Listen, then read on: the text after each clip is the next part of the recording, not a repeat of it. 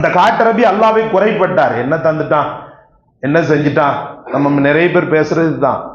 அதே மாதிரி இருப்பான் கடைசி வரைக்கும். பாருங்க, அல்லாவை குறைப்படுத்தி கொண்டிருப்பவன் காலம் முழுக்க குறை உள்ளவனாகத்தான் இருப்பான். கொஞ்சம் கொடுத்தாலும் நிறைய கொடுத்தான்னு சொல்லி சொல்றான் பாருங்க. அல்ஹம்துலில்லாஹ். எப்படி ஜி இருக்கிறீங்க? நல்லா இருக்கிறேன் அல்ஹம்துலில்லாஹ், நல்லா இருக்கிறேன். வீட்டுல பார்த்தா சாப்பாட்டு கூட வெளியே இருக்காது. அவர் தோட்டம்லாம் பாத்தீங்கன்னு சொன்னா அல்லாஹ் என்னைக்குமே புகழ்ந்துகிட்டே இருப்பார். அம்மா பினிஅமத்தி ரப்பிக ஃபஹத்திஸ். இறைவனை உள்வாங்கி வாழக்கூடியவர்கள், ரப்புல் ஆலமீன் மீது மிகுந்த நேசம் உள்ளவர்கள், எந்த நேரத்திலும் என் இறைவன் என்னோடு இருக்கிறான் என்ற வெளிப்படையான நடவடிக்கைகளிலும் உள்ரங்கமான உணர்விலும் எப்போதுமே இருப்பார்கள். சென்ற வாரம் கூட உங்களுக்கு நான் சொல்லி தந்தேன். கடும் கடும் அபாயங்களை தொட்ட ஹஜரத் மூசா அந்த அபாயங்களை கண்டு நடுங்கிய அந்த பனி இஸ்ரவேலர்களுக்கு மத்தியில் தனி ஒரு மனிதனாக இன்ன மாய ரப்பி சயஹதீன், நிச்சயமாக என்னுடைய ரப்பு என்னோடு இருக்கிறான், அவன் வழிகாட்டுவான், நீங்களே இப்படி பயப்படுகிறீர்கள் என்று ஹஜரத் மூசா அலைஹிஸ்ஸலாம் அவர்களை பார்த்து கடும் சினம் கொண்டார்கள் என்பது குர்ஆன் கூறக்கூடிய வரலாறு. ரப்புல் ஆலமீன் நாம் எப்படி நினைக்கிறோமோ அப்படியே ஆகிவிடுகிறான் என்று பெருமானார் ஸல்லல்லாஹு அலைஹி வஸல்லம் அவர்கள் சொன்னார்கள். அல்லாஹ் சொல்வதாக பெருமானார் ஸல்லல்லாஹு அலைஹி வஸல்லம் சொன்னார்கள், என்னுடைய அடியான் என்னை பற்றி எப்படி நினைக்கிறானோ அப்படியாகவே நான் ஆகிவிடுகிறேன். அவன் பார்க்கும் கண்ணாக, அவன் பேசும் நாவாக, அவன் செயல்படும் கையாக, அவன் நடக்கும் காலாக, அவன் ஒரு அளவுக்கு வந்தால் நான் பல அளவுக்கு அவன் பக்கம் செல்கிறேன். ஒரு ஜான் அவன் எனக்கு ஒரு ஜான் அளவுக்கு என்னை அவன் நெருங்கினால் அவன் பக்கம் நான் ஒரு முழம் நெருங்குகிறேன். ஒரு முழம் அவன் என்னை என்னின் பக்கம் நெருங்கினால் அவன் பக்கம் நான் அதைவிட அதிகமாக நெருங்குகிறேன். அவன் நடந்து வந்தால் நான் ஓடி வருகிறேன். இந்த வார்த்தையெல்லாம் சாதாரணமான கடந்து போகக்கூடிய வார்த்தைகள் அல்ல. அவன் என்னை தனிமையில் நினைத்தானேயானால் அவனை நான் கூட்டத்தில், மலக்குகள் வானவர்களின் கூட்டத்தில் வைத்து அவனை நினைத்து கண்ணியப்படுத்துகிறேன்.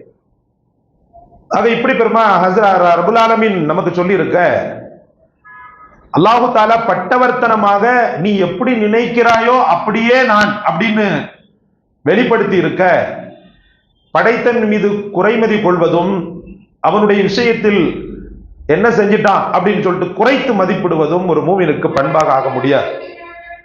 பெருமானார் ஸல்லல்லாஹு அலைஹி வஸல்லம் அவர்கள் யாருக்காவது உடம்பு முடியலன்னு சொன்னா நேரடியாக பார்க்கக்கூடிய விளக்கத்தை கொண்டிருந்தார்கள்.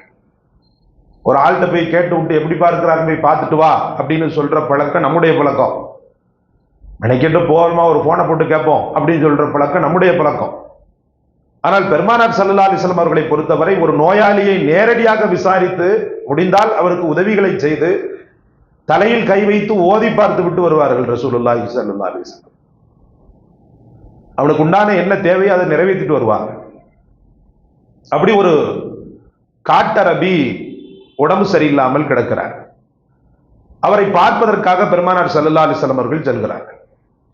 சென்னுட்டு என்ன பண்றாங்கன்னு சொன்னா, லா பாஸ் தஹூர் இன்ஷா அல்லாஹ். எல்லா நோயாளிகளையுமே பார்த்தா நாம் இந்த வார்த்தையை தான் சொல்லணும். அல்ஹம்து ஓதி ஊதுறோம், அவுது பில்லாஹ் ஊதுறோம்லாம் சரிதான்.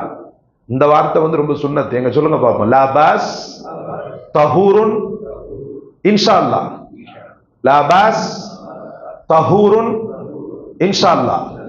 லா பாஸ் தஹூருன் இன்ஷா அல்லாஹ். ஒன்னும் பிரச்சனை இல்லை, இன்ஷா அல்லாஹ் நீ குணமாயிடுவ அப்படின்னு சொல்லிட்டு இந்த வாழ்த்தை சொல்லணும். ஒருவேளை அவர் இறந்தே போற மாதிரி இருந்தா கூட இந்த வார்த்தையை சொல்லும் போது ரப்புல் ஆலமீன் ரொம்பவும் சந்தோஷப்படுறான். 3 நாள்ல முடிய வேண்டிய கேஸெல்லாம் கூட 30 வருஷத்துக்கு கூட அல்லாஹ் நீட்டிடுவான் அந்த வார்த்தைகள்னால. நம்ம என்ன நினைக்கிறோமோ அதுதான் அல்லாஹ். அவனை உயர்ந்த நிலையில் தான் நினைக்கணும். நிச்சயமாக என் ரப்பு என்னை கைவிட மாட்டான்றது எவ்வளவு பெரிய கான்பிடன்ஸ். ஹஜ்ரத் மூசாவிலிருந்து ஹஜ்ரத் இப்ராஹிம் அலைஹிஸ்ஸலாம் அவர்களிடமிருந்து, ஏன் நமது நாயகம் முஹம்மது ரசூலுல்லாஹ் அவர் இன்ன மய்ய ரப்பி சயஹ்தீன் என்று சொன்னார். என் ரப்பு என்னோடு என்றார். ரசூலுல்லாஹி ஸல்லல்லாஹு அலைஹி வஸல்லம் லா தஹ்ஸன் இன்னல்லாஹ மஅனா.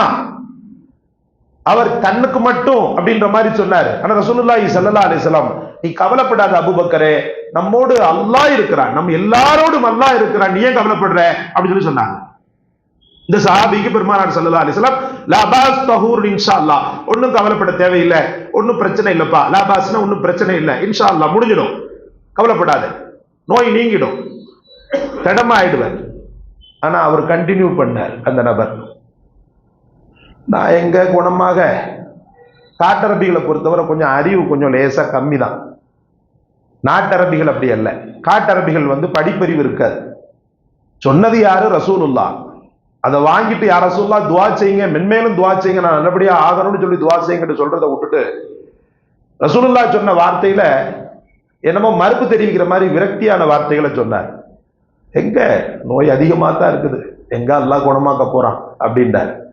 ஹதீஸ்ல எழுதுறாங்க, அன்னைக்கு மாலையோ அல்லது அடுத்த நாள் அவர் இறந்துட்டார். பாத்தீங்களா? ரசூல் ஸல்லல்லாஹு அலைஹி வஸல்லம் அவர்கள் சொன்னார்கள், என் அடியான் என்னை எப்படி நினைக்கிறானோ அப்படியே நான் அப்படின்ற அல்லாஹ்வுடைய வார்த்தை எவ்வளவு உண்மையாகி ஆகி போனது, எவ்வளவு நிஜமாகி போனதுன்றது இந்த காட்டரபியினுடைய வாழ்க்கையிலிருந்து நாம் பெற வேண்டிய ஆகப்பெரிய படிப்பினை. பெருமானார் ஸல்லல்லாஹு அலைஹி வஸல்லம் அவர்கள் எப்போதுமே கண்காணிக்கப்பட்டுக் கொண்டிருந்தார்கள். எதிரிகளாலும் கண்காணிக்கப்பட்டுக் கொண்டிருந்தார்கள், சஹாபாக்களாலும் கண்காணிக்கப்பட்டுக் கொண்டிருந்தார்கள். எதிரிகள் கண்காணிப்பது அப்படின்றது பிராக்டிக்கல். அவன் என்னைக்குமே ரசூலுல்லாஹி ஸல்லல்லாஹு அலைஹி வஸல்லம் அவங்கள ஸ்கெட்ச் பண்ணிக்கிட்டே இருப்பான். எங்க போறாங்க, எங்க வராங்க, எங்க என்ன பண்றாங்க, எப்படி முடிக்கிறது அப்படின்ற மாதிரியே பார்த்துக்கிட்டு இருப்பான். சஹாபாக்கள் எப்படி பார்த்துக்கிட்டு இருப்பாங்கன்னா, ரசூல் எங்க போறாங்க, எங்க வராங்க, அவங்கள சுத்தி யார் இருக்கிறா, எதிரிகள் இருக்கிறானா, யாருடைய பார்வை ரசூல் மீது இருக்கிறது என்பதை பார்ப்பதற்காக இரண்டுமே சிசிடிவியாக ஒர்க் பண்ணது. எதிரிகள் கூட்டமும் சிசிடிவி, சஹாபாக்களின் கூட்டமும் சிசிடிவியாக ஒர்க் பண்ணது. ஒருமுறை பெருமானார் ஸல்லல்லாஹு அலைஹி வஸல்லம் அவர்கள் காணவில்லை. பேசிக்கிட்டு இருந்தவங்க திடீர்னு காணல. சஹாபாக்களுக்கு ரொம்பவுமே பதைப்பு. அவங்களுடைய மனோபாவம் எப்படி இருந்ததுன்னு சொன்னா, அல்லாஹ்விடத்தில் இதற்காக நாம பயங்கரமான கேள்விகளுக்கு ஆளாகுவோம். ஏன்னா ரசூல் நம்முடைய ஜீவிய காலத்துல நாம நல்ல ஹயாத்தோடு திடகார்த்தத்தோடு இருக்கும்போது அவங்களுக்கு ஒண்ணுன்னு சொன்னா, நாளை ஆகிரத்துல ஒரு நபியை காப்பாற்றுவதற்கு உனக்கு வக்கத்து போய்விட்டா என்று அல்லாஹ் கேட்கும் போது என்ன பதில் சொல்வது அப்படின்றதுனால விளக்கெண்ணை ஊத்தி பார்த்து கொண்டிருந்தார். காணவில்லை. சஹாபாக்கள் நாலாத்திக்கிலும் தேடுகிறார்கள். பதைப்பு அதிகமாகிறது, அச்சம் அதிகமாகிறது. ஹஜ்ரத் அபூ ஹுரைரா, ஹஜ்ரத் உமர் போன்ற சஹாபாக்கள் எல்லாம் நாலாத்திக்கிலும் அலசி ஆராய்கிறார்கள். பனு நஜ்ஜார் அப்படின்னு சொல்லிட்டு ஒரு கூட்டம் இருந்தது. அந்த கூட்டத்தாருக்கு என்று உள்ள ஒரு பெரும் பிரம்மாண்டமான தோட்டம். அந்த தோட்டத்துக்குள்ள லேசில உள்ள போக முடியாது. அப்படியே பார்க்கிறாங்க. ஹஜ்ரத் அபூ ஹுரைரா ஒரு வேளை இந்த தோட்டத்திற்குள் போயிருப்பார்களா? போவதற்கு வழி பூட்டி எடுக்கதான் அடிச்சு கிடச்சு போட்டிருக்கலாம். அப்படியே சுத்தி பார்க்கும்போது ஒரு குள்ளநரி ஒன்று உள்ளே நுழைவதை போல், ஒரு குள்ளநரி ஒன்று உள்ளே நுழைவதற்குண்டான ஹோல் மாதிரி ஒரு சின்ன ஓட்டை ஒண்ணு இருக்குது. உங்க கற்பனைக்கு என்னமே எடுத்துக்கிறீங்களேன். அரபில உலமாக்கள் இப்படிதான் சொல்றாங்க, குள்ளநரி உள்ள போகும்போது உள்ள அந்த நுழைவாயில் மாதிரி ஒரு பொந்து மாதிரி இருக்குது, அது உள்ள போயிடலாம். அபூ ஹுரைரா எதை பத்தி யோசிக்கல, அப்படியே தரையிலேயே பாம்பு மாதிரி உள்ள போனார். அப்படியே தரையிலேயே பாம்பு மாதிரி அப்படியே உடலை அப்படி வருத்தி கொண்டு உள்ளே சென்றார் ஹஜ்ரத் அபூ ஹுரைரா. இங்கே மற்ற இடங்களில் சஹாபாக்கள் தேடிக்கொண்டிருக்கின்றனர். ஹஜ்ரத் அபூ ஹுரைரா அங்கே சென்றவர் ரொம்ப நேரம் கழித்து மகிழ்ச்சியோடு திரும்பவும் அந்த கூண்டுக்குள்ள, அந்த புதற்குள்ள இருந்து வெளியே வர்றார். வெளியே வரும்போது சந்தோஷமாக வருகிறார். ஹஜ்ரத் உமர் ரலியல்லாஹு வந்தவங்க என்னன்னு சொல்லிட்டு கேட்டாங்க.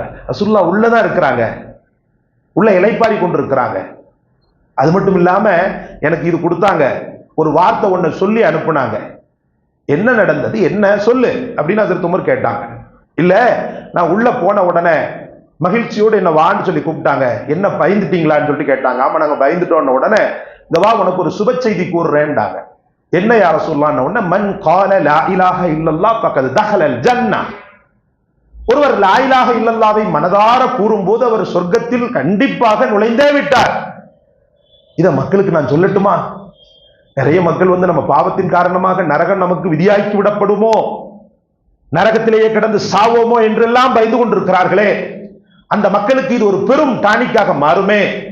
ஆகவே நான் சஹாபாக்களுக்கு சொல்லட்டுமா? நான் சொல்ல, நீங்க சொன்னீங்க அப்படின்றதுக்கு ப்ரூஃப கேட்பாங்களே. என்ன உடனே இந்தா இந்த செருப்பை கொண்டு போட்டு இந்த செருப்பை என் கையில தந்துட்டாங்க அப்படின்னு சொன்ன உடனே ஹஜ்ரத் உமர் ரலியல்லாஹு என்னவோ ரொம்ப பெருமையா அவரை வரவேற்பாங்கன்னு அவர் நினைச்சார். அவங்க என்ன பண்ணாங்க, அதில் துமர்றது இல்லை, போட்டு அடிச்சுட்டாங்க. அவரை போட்டு என்ன செஞ்சுட்டாங்க, தோல் பொட்டையிலையும் முதுகுலையும் போட்டு சாத்துன்னு சாத்திட்டாங்க. திரும்ப ஒரு உள்ள போற, அதில் துமரும் போறாங்க. யா ரசூலல்லாஹ், என்னை போட்டு அடித்து விட்டார், நான் சொல்லியிருக்க இவர் என்னை இப்படி அடித்து துன்புறுத்தி விட்டார். உடனே பெருமானார் ஸல்லல்லாஹு அலைஹி வஸல்லம் ஏன் அந்த மாதிரி பண்ணேன்னு சொல்லி அதற்கு உமர்ட்ட கேட்டாங்க. யா ரசூலல்லாஹ், நீங்கள் சொன்ன வார்த்தையை சமூகத்திற்கு நாம் சொன்னோமேயானால் என்ன செய்வாங்க தெரியுமா? ஏற்கனவே சோம்பேறி சமூகம், லா இலாஹ இல்லல்லாஹ் மட்டும் சொன்னா போதும் சொர்க்கத்துக்கு போறதுக்கு, நம்ம பாட்டுக்கு நம்ம வேலையை பார்ப்போம், தொழுக வேண்டாம், இபாதத்து வேண்டாம், சரியத்து சட்டம் வேண்டாம், எதுவும் வேண்டாம், லா இலாஹ இல்லல்லாஹ் மட்டும் சொல்லிட்டா அவ்வளவுதான், முடிஞ்சு போச்சு. ஒரு தடவை சொன்னாலே முடிஞ்சு போச்சு, சொர்க்கத்தில் நுழைஞ்சிட்டாங்கன்றாங்க இல்லையா ரசூலுல்லாஹ். அப்படின்னு புன்முறுவல் பூத்தாங்க. பூத்துட்டு சரி போ அப்படின்ட்டாங்க. இந்த இடத்துல என்ன நான் சொல்ல வரேன்டா, அல்லாஹ்வையும் அவன் ரசூலையும் எந்த அளவுக்கு அவங்க உள்வாங்கி இருந்தாங்கன்னா, ரப்புல் ஆலமீன் நமக்கு தக்கவாறு அந்த மக்களுடைய உள்ளத்துல ரப்புடைய நினைவுகள் எந்த அளவுக்கு வியாபிக்க போய் இருக்க போய் தான், ரப்புடைய நினைவுகள் மிக மிதமிஞ்சிய அளவுக்கு வியாபித்திருக்க போய் தான் அந்த மக்கள் ஒவ்வொரு நேரமும் ஒவ்வொரு விஷயத்திலும் அல்லாஹ்வை முன்வைத்தார்கள், ரசூலை முன்வைத்தார்கள். இந்த சஹாபாக்கள் நாலாத்திலும் தேடக்கூடிய அந்த ஆர்வத்தில் இருந்து ஒரு பொந்து குழிக்குள் உள்ளே நுழைந்து உள்ளே ரசூல் இருக்கிறார்களா என்று தேவைப்பட்டால் தேவைப்பட்டால் அந்த பொந்திலும் கூட நுழைந்து பார்க்கக்கூடிய அளவுக்கு அந்த மக்களின் உள்ள முழுக்க அல்லாஹ்வும் ரசூல் நிறைந்திருந்தனர். அந்த காட்டரபி அல்லாஹ்வை குறைப்பட்டார், என்ன தந்துட்டான், என்ன செஞ்சுட்டான், நம்ம நிறைய பேர் பேசுறது தான் அதே மாதிரி இருப்பான் கடைசி வரைக்கும். பாருங்க, அல்லாஹ்வை குறைப்படுத்தி கொண்டிருப்பவன் காலம் முழுக்க குறைவுள்ளவனாகத்தான் இருப்பான். கொஞ்சம் கொடுத்தாலும் நிறைய கொடுத்தான்னு சொல்லி சொல்றான் பாருங்க. அல்ஹம்துலில்லாஹ், எப்படி ஜி இருக்கிறீங்க? நல்லா இருக்கிறேன், அல்ஹம்துலில்லாஹ் நல்லா இருக்கிறேன். வீட்டுல பார்த்தா சாப்பாட்டு கூட வெளியே இருக்காது. ஆனா அவர் தோட்டம்லாம் பாத்தீங்கன்னு சொன்னா அல்லாஹ்வை என்னைக்குமே புகழ்ந்துகிட்டே இருப்பார். அம்மா பினிஅமத்தி ரப்பிக ஃபஹத்திஸ். நான் உங்களுக்கு சொன்னதுண்டு, எண்ணூர் பக்கத்தில் ஒரு சின்ன ஒரு கிராமத்தில் என்னோடு படித்த ஒரு ஆலிம் இமாமாக இருந்தார். ஓதும் போதே ஒரு சூஃபி அவர். நாங்களாம் ரொம்ப கிண்டல் பண்ணிக்கிட்டே இருப்போம், அவரை போட்டு சதாச்சிக்கிட்டே இருப்போம். ஏன்னா யார்ட்டையும் பேச மாட்டார், எப்போதுமே அமைதியா தான் இருப்பார். ஏன்னா என்ன ரொம்ப பிடிக்கும் அவருக்கு. நான் அவ்வளவு பெருசா பண்ண மாட்டேன், மற்றவங்க போட்டு சதாச்சாலும் நான் பாட்டுக்கு அவர் பக்கத்திலேயே போய் உட்கார்ந்துருப்பேன். இத்ரீஸ் பாக்கவின்னு நினைக்கிறேன், இத்ரீஸ் அவர் பேர். வசத்தை ஒரு தடவை ரொம்ப நாளைக்கு பிறகு சந்திச்சேன். நான் சொல்ற சம்பவமே ஒரு 10 வருடம் இருக்கும். அப்ப நான் அசத்திட்ட கேட்டேன், எங்க அசத்து இருக்கிறீங்க அப்படின்னு சொல்லிட்டு என்னுடைய அந்த சகோதரர்கிட்ட கேட்டேன். நான் இங்க இருக்கிறேம்மா, எண்ணூர் பக்கத்துல இருக்கிறேன், இமாமத்தெல்லாம் போய் நல்லபடியா போகுதா, இவ்வளவு பெரிய பாடம் திறமை உங்களுக்கு, ஒரு மருசாவே நீங்க உஸ்தாதா இருந்தா என்ன, நீங்க எங்களுக்கெல்லாம் சின்ன பிள்ளைகள பாடம் நடத்துனீங்க இல்லையா, அவர் பெரிய கிளாஸா இருக்கிறனால எங்களுக்கெல்லாம் பாடம்லாம் நடத்துவார், தெரியாத விஷயங்களை சொல்லி கொடுப்பார். நீங்க பாடம்லாம் முதர்ரிசா இருந்தா என்ன, மர்சால உஸ்தாதா இருந்தா என்ன, அப்படி இப்படின்லாம் கேட்கும்போது அல்ஹம்துலில்லாஹ் கிடைக்கல, இதுல கிடைச்சிருக்குன்னா இருக்கிறப்பா அப்படின்னு சொல்லி சொன்னார். சம்பளம் எவ்வளவு ஹஸ்ரத் அப்படின்னு சொல்லிட்டு கேட்டேன். சம்பளம் எவ்வளவுன்னும் போது ஒரு 4000 ரூபாய் சொல்லியிருப்பாருன்னு நினைக்கிறேன். 4000 ரூபாய் என்னமோ சொன்னார், 10 வருஷத்துக்கு முன்னாடி. அவ்வளவுதானா ஹஸ்ரத் அப்படின்னு. அல்ஹம்துலில்லாஹ் அப்படின்ற நெஞ்சமெல்லாம் நெக்குருகி போனது. அல்ஹம்துலில்லாஹ்மா, அல்லாஹ் அதுல பரக்கத்தை வச்சிருக்கிறான், ஒரு குறை இல்லை எனக்கு அப்படின்றார். நான் திரும்ப கேட்கும் போது அவர் சொல்கிறார், ஷமீம் தம்பி, பரக்கத்துனா என்ன தெரியுமா? பணம் படைத்தவன் ஒரு காலில் ஒரு புண்ணு வந்துருச்சுன்னு சொல்லிட்டு டாக்டர்கிட்ட போவான், போய் கொண்டே இருப்பான். 10,000 ரூபாய்க்கு மேல இல்ல, 15 இல்ல, 20,000 இல்ல, லட்சம் வரைக்கும் செலவாகும் அந்த புண்ணு ஆடுறதுக்கு. ஆனா நம்மள மாதிரி ஏழைகளுக்கு அல்லாஹ் கொடுக்கக்கூடிய பரக்கத்தை பாரு. ஒரு புண்ணு வரும், 10 பைசா மஞ்சளை போட்டா போயிடும்.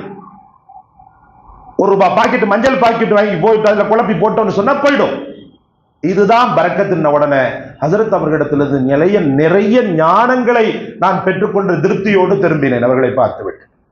நான் எதற்காக சொல்கிறேன் என்று சொன்னால், அன்பிற்குரியவர்களே, படைத்தவன் மீதுள்ள அசைக்க முடியாத அந்த ஆணித்தரமான நம்பிக்கை நிச்சயமாக அவன் வாழ்க்கையின் எட்டாத உயரத்தை தொட வைக்கும். இன்றைக்கு ஒரு மதரசாவின் முதல் வரவர் தெரியுமா உங்களுக்கு? நான் சொன்னேன் இந்த 10 பைசா மஞ்சள், இன்று அந்த 10 பைசா மஞ்சள் பல்லாயிரக்கணக்கான மாணவர்களை உருவாக்கக்கூடிய கேந்திரங்களாக இருக்கக்கூடிய மதரசாவின் ஒரு மதரசாவிலே ஒரு முதல்வராக திகழ்ந்து கொண்டிருக்கிறார். அல்லாஹ் ரஹ்மத் செய்வானாக அவர்களுக்கு. ஆக இறைவனை பற்றியுள்ள நல்லெண்ணமும், என்னை படைத்தவன் எனக்கு எந்த குறையும் செய்யவில்லை என்ற அந்த ஒரு மனம் நிறைவு நம்மை எங்கோ கொண்டு செல்லும். இன்ஷா அல்லாஹ் என் ரப்பு என்னை கைவிட மாட்டான், நிச்சயமாக என்னை தூக்கி நிறுத்துவான் பார் என்று பல பேருக்கு முன்னாடி சிங்க நடை போட்டு பழக வேண்டும். நான் அப்படின்ற அகம்பாவம் வரக்கூடாது. என்னை படைத்தவன் என்னை நிறுத்துவான் பார் என்று அங்கே ஜாயின் செய்து விட வேண்டும், அங்கே இணைத்து விட வேண்டும். சகோதரர்களே, குறைப்பட்டு குறைப்பட்டு என்னதை தாங்க போறோம்? கடைசி வரைக்கும் குறைப்பட்டே சாவான்.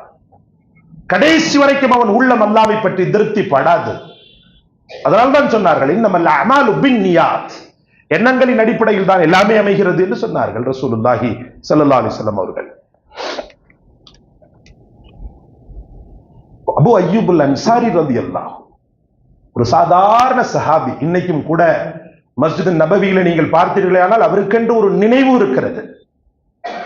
பெருமானார் ஸல்லல்லாஹு அலைஹி வஸல்லம் மதீனாவிற்குள் நுழையும் போது அவர்களுக்கு விருந்துபச்சாரம் செய்வதில் யார் யார் என்று போட்டி போடும் போது அபூ அய்யூபுடைய வீட்டை ஹஜ்ரத் பெருமானார் ஸல்லல்லாஹு அலைஹி வஸல்லம் அவர்கள், அந்த ஒட்டகம் அது போய் உட்கார்ந்துச்சு, அதெல்லாம் உங்களுக்கு தெரியும், தேர்ந்தெடுத்தாங்க. அபூ அய்யூபுடைய வீடு பிக்சட் ஆனது. அபூ அய்யூப் ஒன்னும் ஒரு பெரிய கவர்னரோ பெரிய ஜனாதிபதியோ பெரிய பணக்காரரோ கிடையாது. சாதா சீதாவான ஒரு ஏழை, உள்ளம் முழுக்க ஹபீபை அப்படியே மிதமிஞ்சிய நிலையில் வைத்திருக்கக்கூடிய ஒரு ஏழை. 2 தளம் இருந்தது அவருக்கு. 2 மாடினா நம்ம நினைக்கிற 2 மாடி இல்ல, இப்ப உள்ள பேரிச்சம்பர மட்டையை போட்டு அப்படி இப்படின்னு சொல்லிட்டு செட் பண்ணி மேல ஒண்ணு கீழே ஒண்ணு, அவ்வளவுதான். ரசூலுல்லாஹி ஸல்லல்லாஹு அலைஹி வஸல்லம் நான் மேல தங்கிக்கிறேங்கன்னுவாரு. அவரும் அவருடைய மனைவியும், ரசூலுல்லாஹ் நீங்க மேல இருந்துட்டீங்கன்னா நல்லா இருக்கும், நாங்க வந்து பார்த்துக்குருவோம் கொண்டுக்குருவோம் அப்படின்னு. இல்லப்பா, சில சஹாபாக்கள் என்ன பார்க்க வருவாங்க, வயசானவங்களா இருக்கிறாங்க, நான் கீழே இருந்துக்கிறேன்றான். சரி கீழே இருந்துக்கிறேங்க, கீழே இருந்துக்குவாங்க ரசூலுல்லாஹி ஸல்லல்லாஹு அலைஹி வஸல்லம். மேல அவரும் அவருடைய மனைவியும் நடக்க கூட மாட்டாங்க. அந்த தளத்துல நடக்கணும் இல்லையா, அது பேருக்கு மேல மட்டையை போட்டு கட்டையை போட்டு வச்சிருக்கிறாங்களே, அதுல நடக்க மாட்டாங்க. கீழே ரசூலுல்லாஹி ஸல்லல்லாஹு அலைஹி வஸல்லம் இருக்கிறாங்களே. எந்த அளவுக்கு அந்த இஷ்குல்லா, இஷ்கே ரசூல், நமக்கு துன்யாவின் இஷ்க், அதற்காக எதை வேண்டாலும் செய்வார், எந்த தியாகத்தை வேண்டாலும் செய்வார். படைத்தவனுக்காக செய்வதற்கு சிறிது தயக்கம் தான்.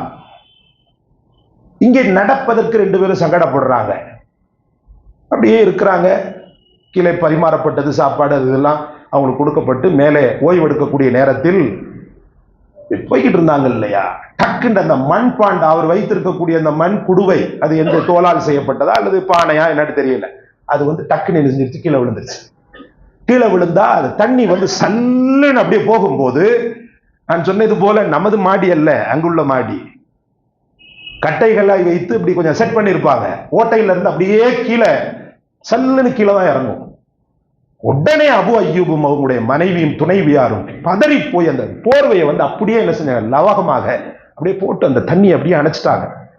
அணைக்க அணைக்க கடும் குளிர்காலம், அது நன்றாக புரிந்து கொள்ள வேண்டும், கடும் குளிர்காலம்.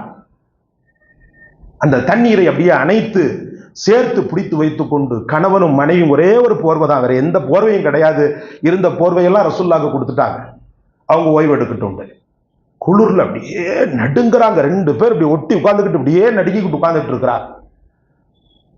காலையில கீழே வர்றாங்க, கீழே வந்து பரிமாறுறாரு, சோகத்திலேயே, அதாவது தூக்கத்திலேயே ஒரு விதமான ஏதோ மந்திரிச்சு விட்ட கோழி மாதிரி நிக்கிறார். அப்பதான் ரசூலுல்லாஹி ஸல்லல்லாஹு அலைஹி வஸல்லம், உன் கண்ணு இப்படி சிவந்து இருக்குது அப்படின்னு சொல்லி கேட்கிறாங்க. இல்லையா ரசூலுல்லாஹ், நான் இரவுல தூங்கலையா? ஏன்? சம்பவத்தை சொல்றேன். சொன்ன உடனே, நான் மேல இருந்துக்கிறேன்ப்பா, நீ இப்படி பண்ணிட்டீங்கன்னு சொல்லிட்டு என்ன செய்யறாங்கண்டா, பெருமானார் ஸல்லல்லாஹு அலைஹி வஸல்லம் மேல் தளத்தில் இருந்ததாக வரலாறு.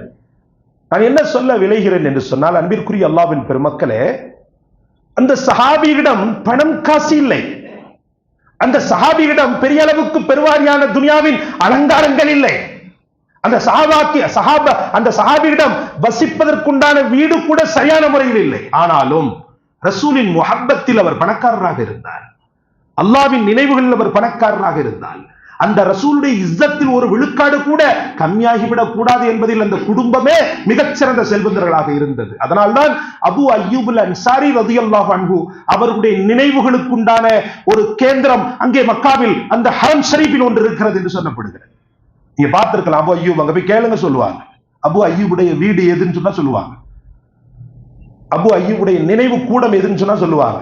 வீடு அல்ல, நினைவு. சாரி, மக்கான்னு சொல்லிட்டேன், மதீனால. மதீனாவில் நீங்க அபு அய்யூபுடைய வீடு எதுன்னு சொல்லினா கரெக்டாக சொல்லுவாங்க. அந்த ஹரமுக்குள்ளே இருப்பது. அன்பிற்குரிய அல்லாஹ்வின் பெருமக்களே, இப்படித்தான் உலகத்தின் வாழ்க்கைக்காக ரசூலுடைய அந்த இன்பத்திற்காக தன்னுடைய இன்பத்தையும் தன்னுடைய சுகத்தையும் தியாகம் செய்வது. ஆனால் இன்றும் பார்க்கிறோம், துனியாவுக்காக, இந்த கேவலமான துனியாவுக்காக ஒரு முஸ்லிம் கோவிலுக்கு செல்கிறார், ஒரு முஸ்லிம் சர்ச்சுக்கு செல்கிறான், ஒரு முஸ்லிம் எதையெல்லாம் சொல்லக்கூடாதோ அதையெல்லாம் சொல்கிறான். பதவி சுகத்திற்காகவும், தனக்கு கொடுக்கப்பட்ட பதவி படோடகாரம் என்று சொல்வார்கள் அல்லவா, அதற்காக எதை வேண்டாலும் பேசுகிறான். ஒரு பெருமை மிக்க தலைவர் சொல்கிறார், முஸ்லிம் பெண்கள் எல்லாம் அவர் மீது பிரியப்படுவதை கண்டு எங்களுக்கு ஆச்சரியமாக ஆகிவிட்டது. இந்த நாட்டின் முதலமைச்சரின் மீது உள்ள அந்த பற்று பாசம் எங்களுக்கெல்லாம் அப்படியே நெக்குருக செய்து விட்டது. என்னமோ இவர் வலியுல்லா மாதிரியும், அந்த வலியுல்லாட்ட நிறைய முரீதீன்கள் வந்து அப்படியே கூட்டம் கூட்டமா வர்றதை பார்த்துட்டு அவருக்கு அப்படியே நெக்குருகி போய்விட்டதாம். இது ஒன்றுதான் அப்படின்றது அல்ல. இன்னைக்கு பதவி படோபகாரத்திற்காக, தனக்கு செல்வம் கிடைக்கிறது, காசு கிடைக்கிறது என்பதற்காக எதை வேண்டாலும் அல்லாவை அடகு வைத்து, அல்லாஹ் தந்த ஈமானை அடகு வைத்து, ரசூலை அடகு வைத்து அவர்கள் வேஷதாரிகளாக மாறி வரக்கூடிய அலங்கோலத்தை இப்போது பார்க்கிறீர்கள். இந்த சம்பவங்களை தூக்கி நிறுத்து பாருங்கள். தன் சுகத்திற்காக, அல்லாஹ் ரசூலுடைய சுகத்திற்காக தன் சுகத்தை தியாகம் செய்த அந்த பெருமக்கள் எங்கே? தன் பதவி சுகம், தனது சொத்து சுகம், தன்னுடைய பண சுகம், தன்னுடைய துன்யாவு சுகத்திற்காக அல்லாஹ்வையும் ரசூலையும் கலட்டி விட்டு ஓடிவிட்டவர்கள் எங்கே? அல்லாஹ் நம் அனைவரையும் அவனை நெஞ்சத்தில் வைத்து பூஜிக்கக்கூடிய மக்களாக ஆக்குவானாக. ரசூலுல்லாஹி ஸல்லல்லாஹு அலைஹி வஸல்லம் அவர்களை இதய கமலம் முழுவதும் நிரப்பி வைத்து அவர்களுக்காக வாழக்கூடிய தௌஃபீகை அல்லாஹ் நம் அனைவருக்கும் தந்தருள் புரிவானாக.